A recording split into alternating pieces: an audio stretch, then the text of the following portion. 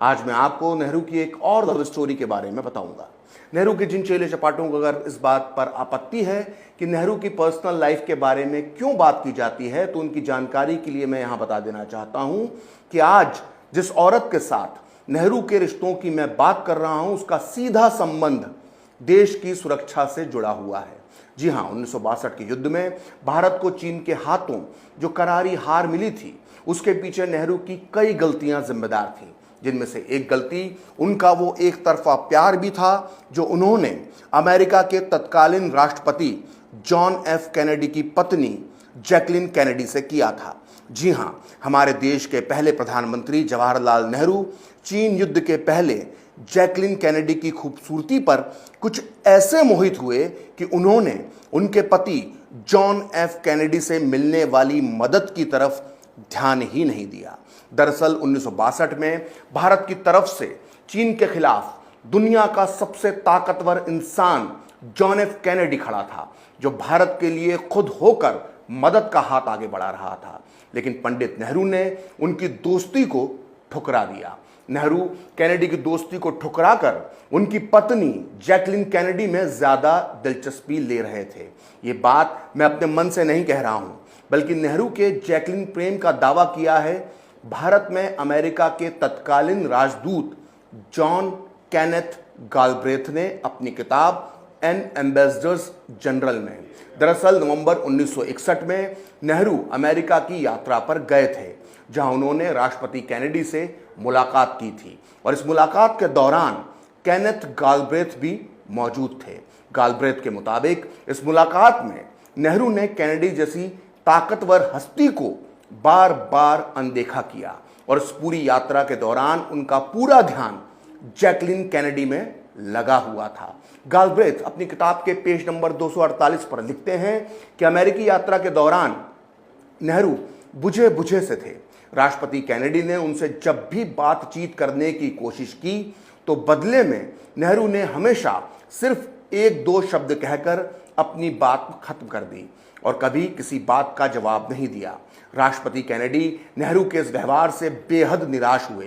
Kennedy ने मुझसे कहा कि ये मेरे कार्यकाल के दौरान किसी भी विदेशी नेता की सबसे खराब राजकीय यात्रा थी। इतना ही नहीं, कैनेडी ने यह भी महसूस किया कि नेहरू राष्ट्रपति कैनेडी से बात करने के बजाय उनकी पत्नी जैकलिन कैनेडी से बात करने में ज्यादा रुचि रख रहे थे।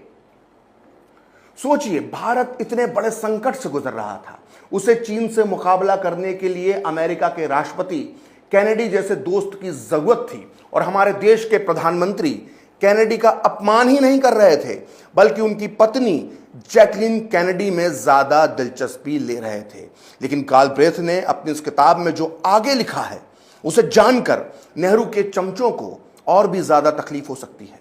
दरअसल नेहरू ने अपनी इस अमेरिकी यात्रा में कैनेडी की पत्नी जैकलिन को भारत यात्रा के लिए आमंत्रित किया। जैकलिन कैनेडी मार्च 1962 में भारत की यात्रा पर आईं। इस यात्रा का पूरा वर्णन गालब्रेथ ने अपनी किताब एन एम्बेसडर्स जनरल में किया है। गालब्रेथ ने लिखा है कि दिल्ली में अमेरिकी दूतावास ने जैकलिन कैनेडी के रहने की व्यवस्था एक कोठी में की थी, लेकिन नेहरू के बहुत ज्यादा निवेदन करने पर उन्हें प्रधानमंत्री आवास में ठहराया गया। नेहरू ने जैकलिन को वही कमरा दिया जिसमें कभी लेडी माउंटबेटन रुका करती थी। नेहरू जैकलिन से गहरा प्यार करते थे। उन्होंने जैकलिन के साथ अपनी तस्वीर प्रधानमंत्री आवास के मुख्य प्रवेश द्वार पर लगा रखी थी।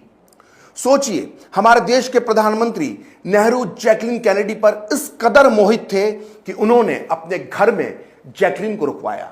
इतना ही नहीं, अमेरिका में भारत के राजदूत रहे गालब्रेथ ने अपनी किताब एन एम्बेसडर्स जनरल के पेज नंबर 277 पर यह भी लिखा है कि जॉन एफ कैनेडी राष्ट्रपति बनने से पहले अपने भाई रॉबर्ट कैनेडी और बहन पैट्रिका कैनेडी के साथ भारत आए थे, तब भी नेहरू ने उनके साथ रूखा व्यवहार किया था।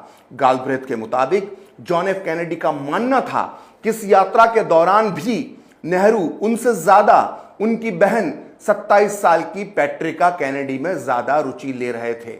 अगर फिर भी आपको राजदूत गालब्रेथ की बात पर भरोसा नहीं है, तो फिर आपको अमेरिका के महान इतिहासकार मियर शेल्सिंगर की मशहूर किताब Robert Kennedy and his times पढ़ना चाहिए।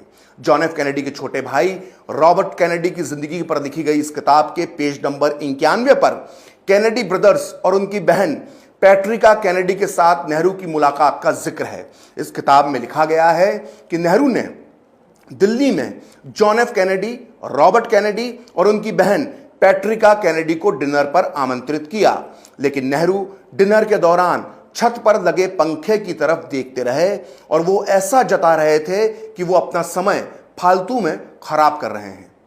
आखिरकार कैनेडी भाइयों की खूबसूरत बहन पैट्रिका ने नेहरू को उनकी सुस्ती से जगाया।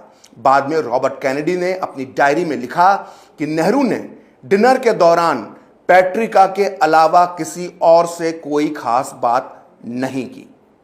आप सोच के देखिए, एक व्यक्ति चीन के खिलाफ भारत की मदद करना चाहता है, लेकिन उसके परिवार की महिलाओं को किस नजर से देखा जा रहा था। अगर राजदूत गालब्रेथ के दावे सही हैं तो यह बहुत शर्म की बात है कि एक तरफ नेहरू वामपंथी सोच के कारण अमेरिका से मदद नहीं लेना चाहते थे, लेकिन दूसरी तरफ नेहरू को अमेरिकी राष्ट्रपति के परिवार की महिला सदस्यों में रुचि रखने में कोई संकोच नहीं था। इतना सब होने के बाद भी अमेरिका के राष्ट्रपति जॉन एफ कैनेडी ने 1961 में खुद अपनी तरफ से भारत को परमाणु बम बनाने में मदद की पेशकश की। कैनेडी को भरोसा था कि अगर भारत के पास परमाणु बम होगा तो चीन उस पर कभी भी हमला नहीं करेगा। यह सनसनीखेज खुलासा किया है भारत के पूर्व विदेश सचिव M.K. रसगोत्रा ने अपनी किताब ए लाइफ इन डिप्लोमेसी में। रसगोत्रा ने अपनी किताब में लिखा है कि जब अमेरिका को यह पता चला कि चीन परमाणु परीक्षण करने वाला है तो कैनेडी ने नेहरू को अपने हाथ से पत्र लिखा कि अमेरिका चीन से पहले भारत को परमाणु परीक्षण करने में मदद देने के लिए तैयार है। कैनेडी ने प्रस्ताव दिया था कि वो भारत को एक परमाणु बम दे देंगे जिसका भारत राजस्थान के किसी इलाके में परीक्षण कर लेगा। कैनेडी का तर्क यह था कि भारत जैसे लोकतांत्रिक देश को एशिया में सबसे पहले परमाणु शक्ति हासिल करना चाहिए, लेकिन नेहरू ने कैनेडी की इस पेशकश को ठुकरा दिया। पूर्व विदेश सचिव रसगोत्रा ने अपनी किताब में यह भी लिखा है कि अगर नेहरू कैनेडी की बात मान लेते तो 1962 में चीन और 1965 में पाकिस्तान कभी भारत पर हमला नहीं करता। खैर, जब 20 अक्टूबर 1962 को चीन ने भारत पर हमला कर दिया तो नेहरू के होश उड़ गए। नवंबर 1962 के दूसरे हफ्ते तक चीन तेजी से भारत की सीमा में दाखिल हो रहा था। चीन ने भारत के 32,000 वर्ग मील इलाके पर कब्जा कर लिया था। ऐसे हालात में नेहरू को तब याद आए वो जॉन एफ कैनेडी जिनका वो हमेशा अपमान करते थे। नेहरू ने 19 नवंबर 1962 को अमेरिका के राष्ट्रपति कैनेडी को 2 गोपनीय पत्र लिखे, जो इस वक्त आप अपनी स्क्रीन पर देख रहे हैं। लोकतंत्र के मसीहा कहे जाने वाले नेहरू ने और उनके बाद आई सरकारों ने हमेशा ये पत्र दुनिया से छुपा कर रखे।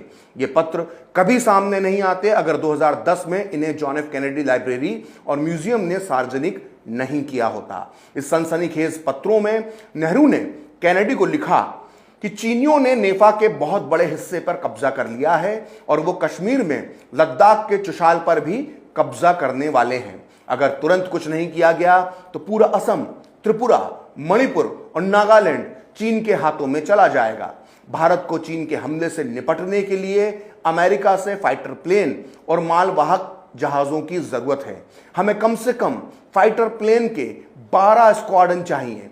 जब तक हमारे पायलट इन्हें चलाने का प्रशिक्षण नहीं ले लेते तब तक अमेरिकी पायलटों को इन्हें चलाना होगा। हमें B-47 बम वर्षक विमानों की 2 स्क्वाड्रन्स की भी जरूरत होगी। मुझे पूरा भरोसा है कि आपका महान देश अमेरिका भारतीय उपमहाद्वीप और एशिया की आजादी की रक्षा करेगा। पूरे आदर के साथ, आपका जवाहरलाल नेहरू।